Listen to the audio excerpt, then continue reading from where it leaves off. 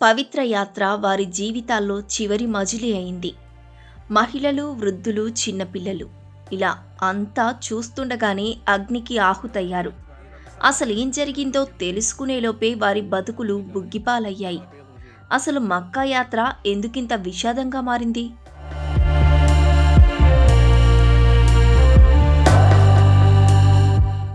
హైదరాబాద్లోని టోలీచౌకీ, మురాద్నగర్, జిర్రా, అడిక్మెట్, నల్లకుంట, విద్యానగర్, బోరబండ, ముసారాబాగ్ ప్రాంతాలకు చెందిన 54 మంది ఉమ్రా యాత్రకు వెళ్లాలని నిర్ణయించుకున్నారు.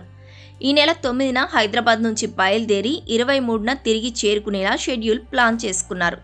దీనికోసం వీరు ప్రైవేట్ ట్రావెల్స్ వారి సహకారంతో టూర్కు సిద్ధమయ్యారు. 9న శంషాబాద్ నుంచి బయలుదేరి జెడ్డాకు చేరుకున్నారు. అక్కడి నుంచి రోడ్డు మార్గంలో ఈ నెల 10న మక్కాకు వెళ్లారు. పవిత్ర ప్రార్థనల అనంతరం చుట్టుపక్కల ప్రాంతాల్లోని మరికొన్ని ప్రార్థనా స్థలాలను సందర్శించారు. అలా 10 నుంచి 16వ తేదీ వరకు అక్కడే ఉన్నారు.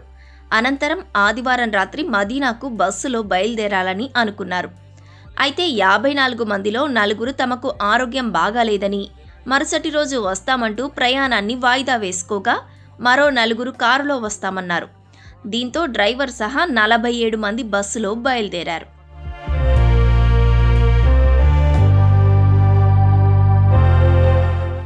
అంతా గాఢ నిద్రలో ఉన్నారు. సరిగ్గా ఆదివారం అర్ధరాత్రి దాటాక 1:30 ప్రాంతంలో మదీనాకు 25 కిలోమీటర్ల దూరంలోని ముఫ్రిహత్ ప్రాంతంలో ముందు వెళ్తున్న డీజిల్ ట్యాంకర్ను బస్సు ఢీకొంది.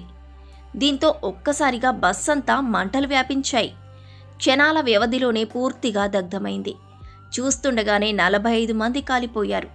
డ్రైవర్తో పాటు ముందు కూర్చున్న షోయబ్ అనే యువకుడు బస్సు అద్దాలు పగలగొట్టి కిందకి దూకారు. వీరిద్దరూ ప్రాణాలు దక్కించుకున్నారు. ఘటనపై ఓ కారు డ్రైవర్ పోలీసులకు సమాచారం ఇచ్చాడు. వారు వచ్చేలోపు బస్సు, ట్యాంకర్ పూర్తిగా కాలిపోయాయి. తలకు తీవ్ర గాయమైన షోయబ్ను సమీపంలోని ఆసుపత్రిలో చేర్చారు.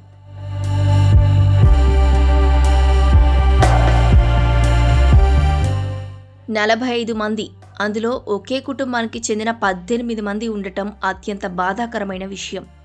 దీంతో మృతుల కుటుంబీకులు తీవ్ర విషాదంలో మునిగిపోయారు. ప్రమాదంతో హైదరాబాద్లోని టోలీచౌకీ, నటరాజ్ నగర్, జిర్రా ప్రాంతాల్లోని మృతుల నివాసాల వద్ద విషాద ఛాయలు అలుముకున్నాయి. కుటుంబ సభ్యులు, స్నేహితులు, సన్నిహితులు గుండెలు అవిసేలా రోధించారు. మృతుల్లో 2 ఏళ్ల చిన్నారి నుంచి 70 ఏళ్ల వయసున్న వారున్నారు.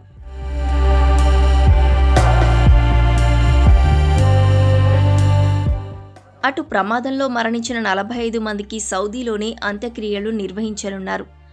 ఈ మేరకు రాష్ట్ర మంత్రివర్గ సమావేశంలో నిర్ణయం తీసుకున్నారు. విద్యానగర్కు చెందిన నజీరుద్దీన్ కుటుంబంలోని 18 మంది మరణించగా వారందరికీ సౌదీలోనే అంత్యక్రియలు నిర్వహిస్తామని కుటుంబ సభ్యులు తెలిపారు. బస్సులో భారీగా మంటలు చెలరేగడంతో కొన్ని మృతదేహాలు గుర్తుపట్టలేని స్థితిలో ఉన్నట్లు తెలుస్తోంది. ఈ నేపథ్యంలోనే కుటుంబ సభ్యుల డిఎన్ఏతో మృతుల డిఎన్ఏను పోల్చడం ద్వారా గుర్తించే అవకాశం ఉంది. మొత్తానికి పవిత్ర యాత్ర కాస్త విషాదయాత్రగా ముగిసింది.